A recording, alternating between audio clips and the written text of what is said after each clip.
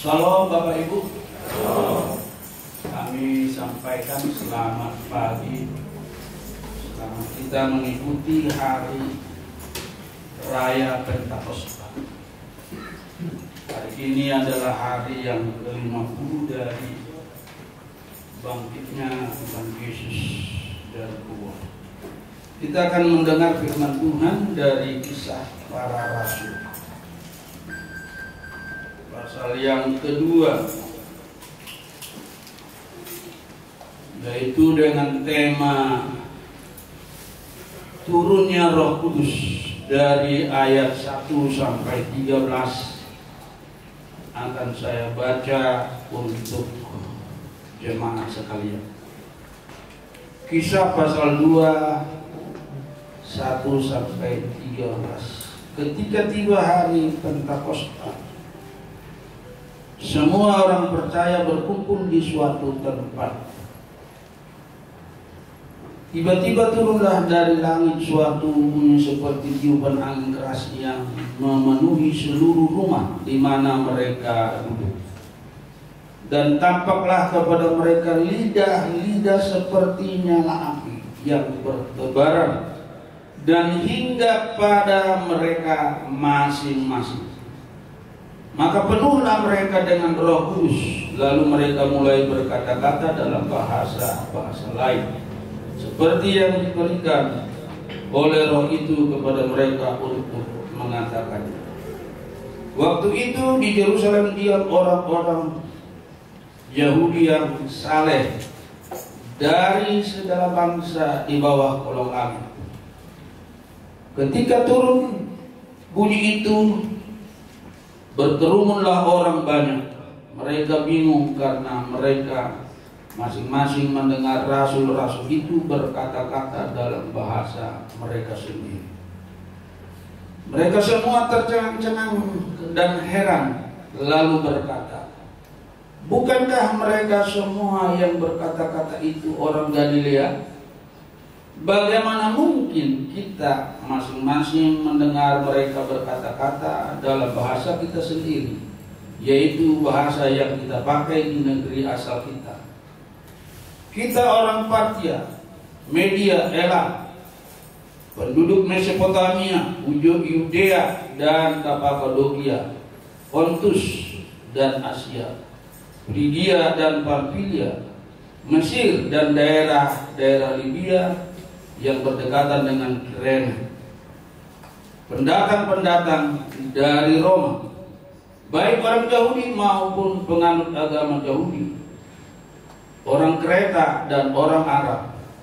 Kita mendengar mereka berkata-kata dalam bahasa kita sendiri tentang perbuatan-perbuatan besar yang dilakukan Allah. Mereka semuanya tercengang-cengang dan sangat termangu-mangu sambil berkata seorang kepada yang lain, apakah artinya ini? Tetapi orang lain menyindir mereka sedang mabuk dengan anggur manis. Demikian Bapak Ibu pembacaan firman Tuhan dari Kisah Para Rasul pasal 2 ayat 1 sampai dengan 13 dengan tema turunnya Roh Kudus. Kita lihat pendahuluan.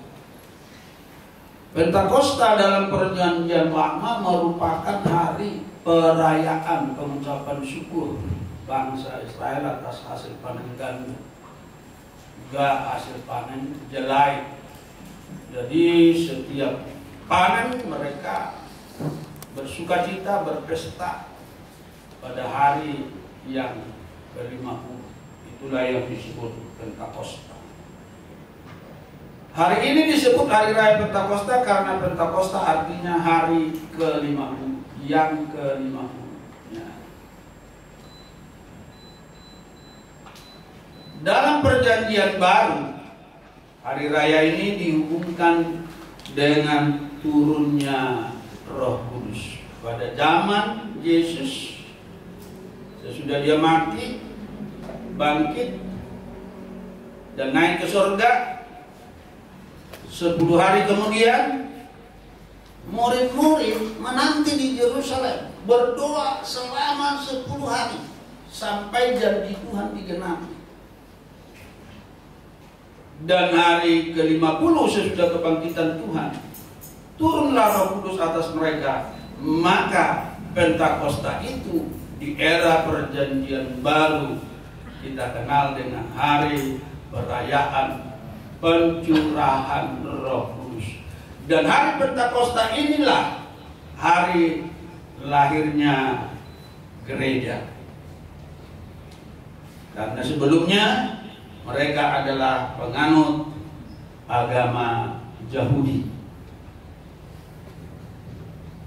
Puji Tuhan, saudara kekasih dalam Kristus Yesus, kita akan lihat eksposisi dari pasal 2 ayat 1 sampai 4 saja. Ya. Saya akan baca kembali saudara-saudara. Ketika tiba hari Pentakosta, semua orang percaya berkumpul di satu tempat. Tiba-tiba turunlah dari langit suatu bunyi seperti tiupan angin keras yang memenuhi seluruh rumah di mana mereka duduk. Dan tampaklah kepada mereka lidah-lidah seperti nyala api yang bertebaran dan hingga pada mereka masing-masing. Maka penuhlah mereka dengan Roh Kudus. Lalu mereka mulai berkata-kata dalam bahasa-bahasa lain seperti yang diberikan oleh Roh itu kepada mereka untuk mengatakan. Menarik Bapak Ibu kekasih dalam Kristus Yesus, dari 4 ayat ini secara eksposisi ada 2 kata yang kita kupas, yaitu kita perhatikan ya, turunnya Roh Kudus itu dari ayat 1 sampai 4 dilambangkan dengan, yaitu saudara-saudara, dengan angin. Yang kedua dilambangkan dengan api. Ya, angin bertiup di ruangan tempat mereka berdoa, dan kemudian ada api. Seperti api yang menyala waktu Musa bertemu Tuhan di Gunung Sinai. Menyala apinya, tetapi semak durinya tidak terbakar. Ada api di atas kepala murid-murid yang berdoa pada saat itu di loteng Yerusalem, tetapi tidak ada kebakaran. Jadi api ini adalah api Tuhan. Jadi 2 kata ini yang akan kita perhatikan pada pagi hari ini. Bapak Ibu yang mengalami masalah, persoalan, penyakit, dengan firman Tuhan, ikuti dengan seksama, ikuti dengan baik. Jangan sampai gagal paham. Tak kalau engkau tidak gagal paham, maka tak kalau engkau didoakan, tak kalau engkau ambil perjamuan kudus, nanti saudara akan disembuhkan, saudara akan dipulihkan, saudara akan diberkati oleh Tuhan. Tidak ada yang mustahil bagi Tuhan, sebab Tuhan tidak pernah berubah. Tuhan itu tetap sama dahulu, sekarang, sampai selama-lamanya. Tuhan itu tidak berubah. Ya. Dalam Maliaki 3 pasal 3 ayat 6, Tuhan tidak berubah. Kalau dulu dia menyembuhkan, sekarang juga dia menyembuhkan. Tidak ada yang mustahil bagi dia. Katakan amin. Percaya dengan iman, saudara akan dipulihkan. Amin. Yang sakit, perhatikan, jangan gagal paham. Kalau engkau yakin, nanti ambil tubuh Yesus, ambil darah Yesus, engkau makan itu, maka engkau disembuhkan. Nah, kita lanjut saudara-saudara. Ya, kita lanjut. Yang pertama, angin. Ya. Turunnya Roh Kudus dilambangkan dengan angin. Pada waktu hari Pentakosta ada suara menyerupai sebuah angin yang besar memenuhi rumah di mana rasul-rasul Kristus sedang berkumpul dan berdoa. Jadi ada angin yang sungguh luar biasa, ada goncangan di tengah-tengah mereka berdoa. Tak kala kita tadi memuji Tuhan ada goncangan karena kita merasakan hadirat Tuhan. Ada amin.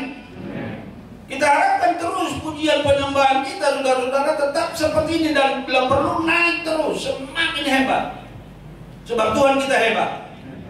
Tidak boleh turun, tidak boleh stagnasi, tetapi pujian kita terus naik. Seperti yang terjadi 2000 tahun yang lalu di loteng Yerusalem, angin bertiup memenuhi rumah tempat mereka berkumpul, duduk dan berdoa. Nah, jadi di era perjanjian baru awal gereja mula-mula itu, saudara-saudara, kalau mereka berkumpul duduk. Tadi dikatakan duduk, saudara-saudara, di dalam Kisah pasal 2 itu. Duduk sambil berdoa, hadirat Tuhan datang.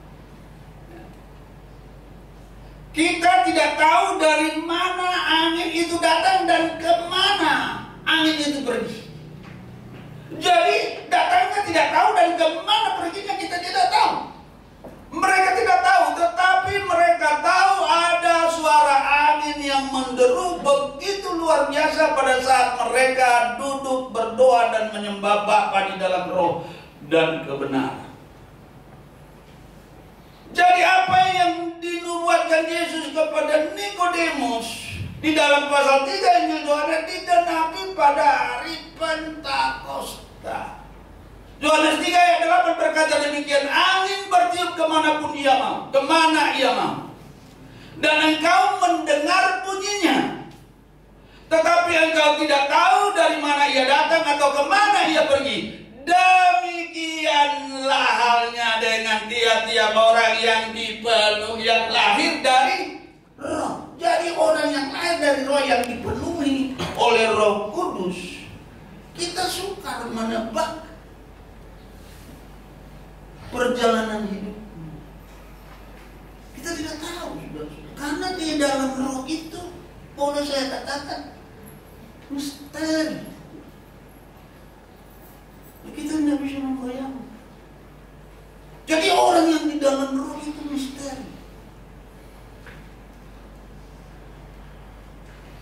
Jadi apa yang disampaikan Yesus kepada seorang guru besar, seorang Farisi yang bernama Nikodemus, digenapi di loteng Yerusalem.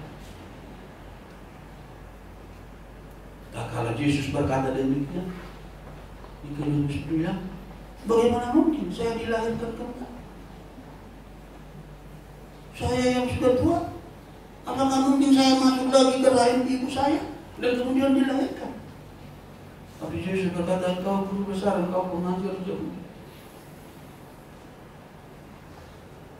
Tapi Nikodemus gagal paham.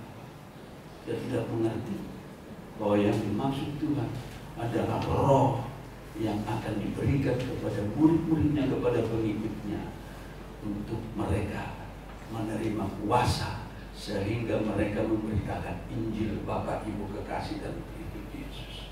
Itu yang pertama tentang angin. Tidak panjang-panjang karena kita berteman terus. Ya, perkataan Yesus kepada Nikodemus, pemimpin agama Yahudi, digenapi ya di loteng Yerusalem. Yang kedua, ya, di atas kepala setiap murid-murid Yesus tampak lidah-lidah api seperti nyala api hingga pada mereka. Seperti saya katakan tadi, seperti Musa melihat nyala api di semak duri, tapi waktu dia menyimpang ke sana, Alkitab katakan dia memperhatikan, dia melihat semak duri itu tidak terbakar, tetapi Tuhan berkata kepada Musa dari semak duri itu, Musa, Musa, tanggalkan sepatumu, tanggalkan kasutmu, sebab tempat engkau itu berdiri adalah tempat yang kudus.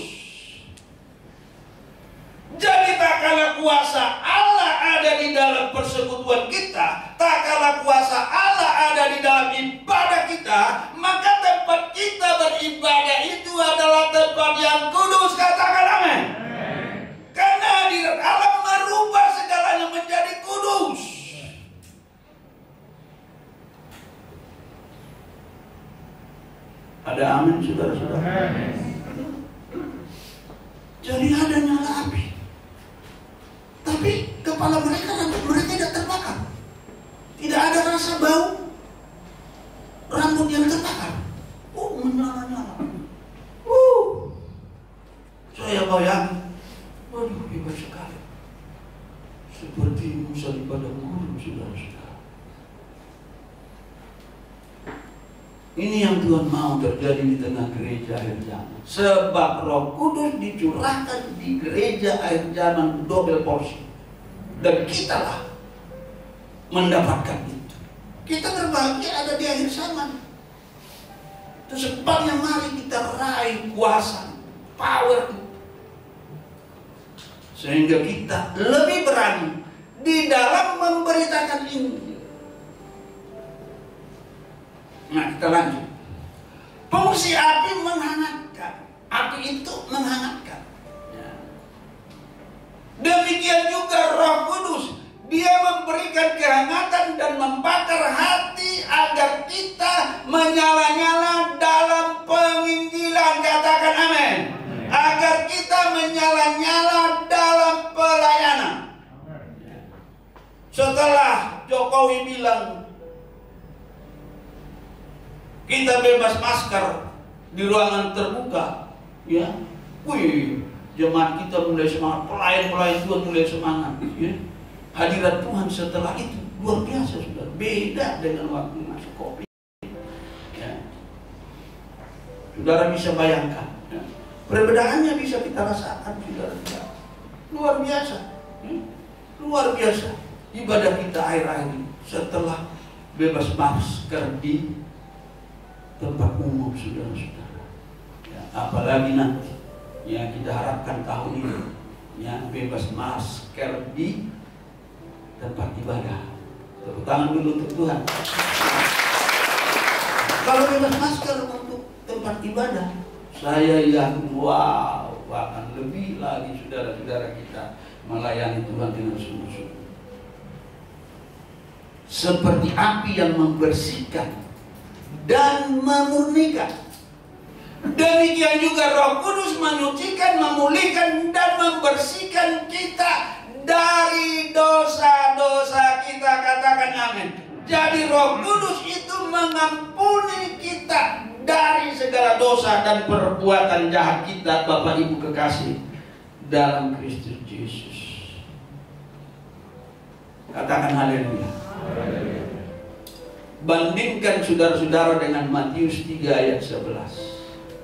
Aku, Yohanes Pembaptis berkata, aku membaptis kamu dengan air sebagai tanda pertobatan.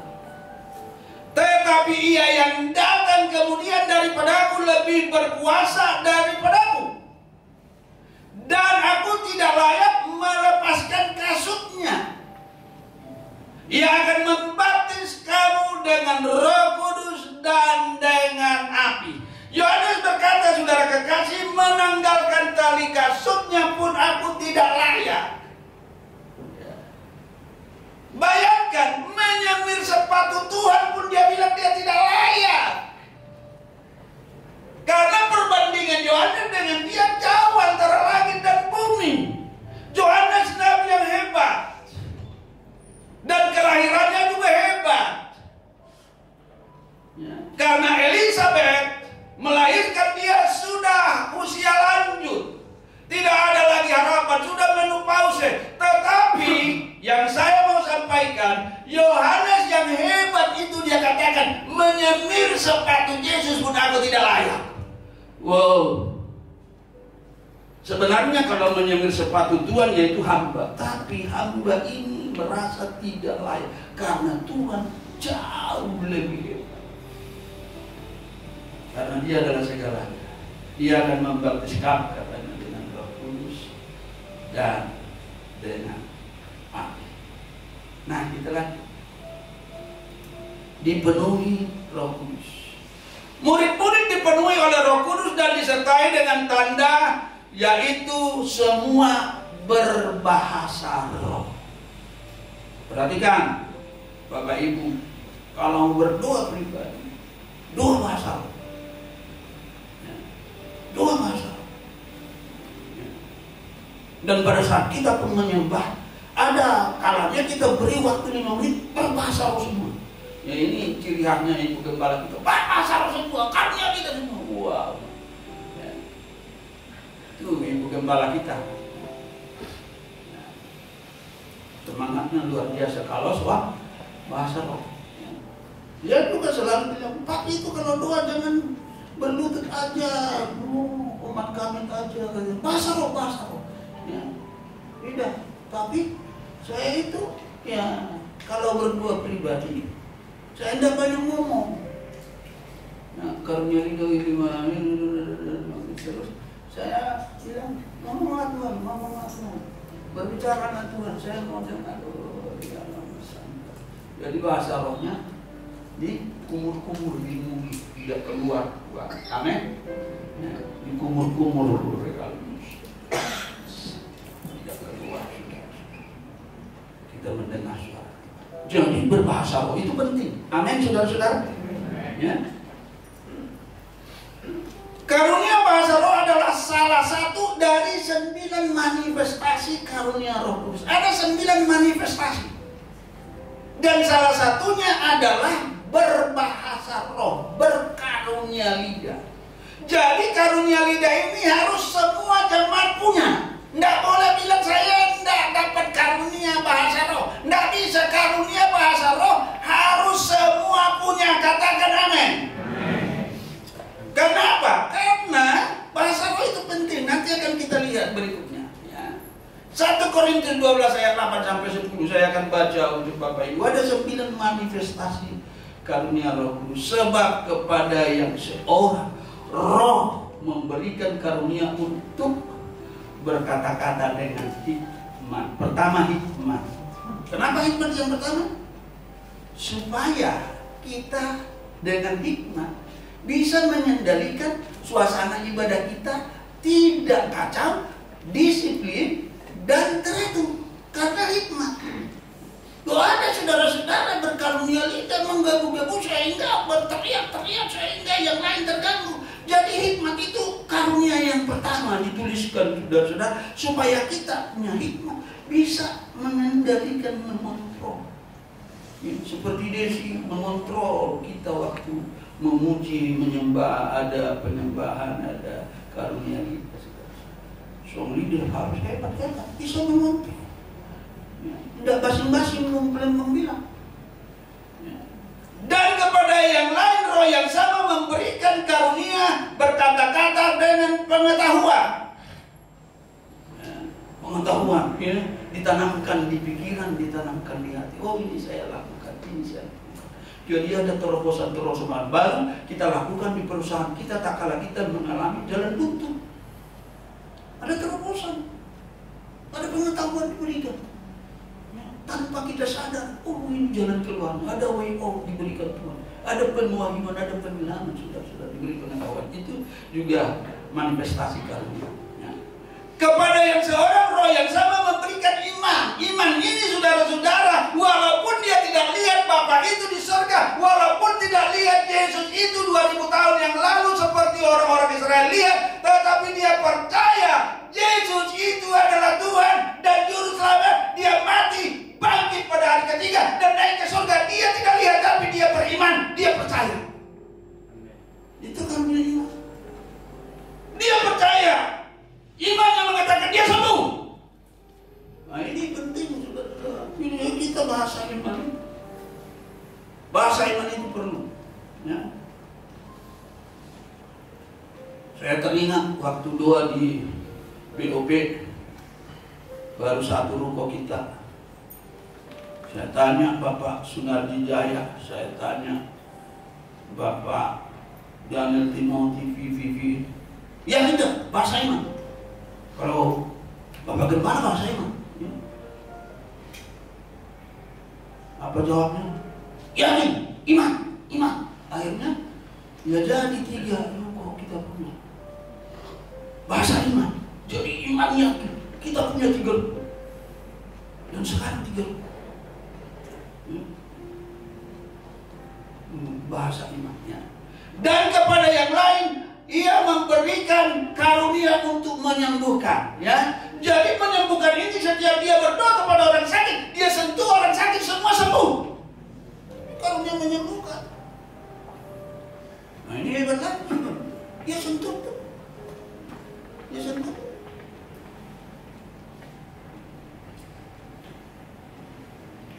Suatu ketika masih di gereja tua, masih kami tinggal di rumah tua, masih pakai kolong.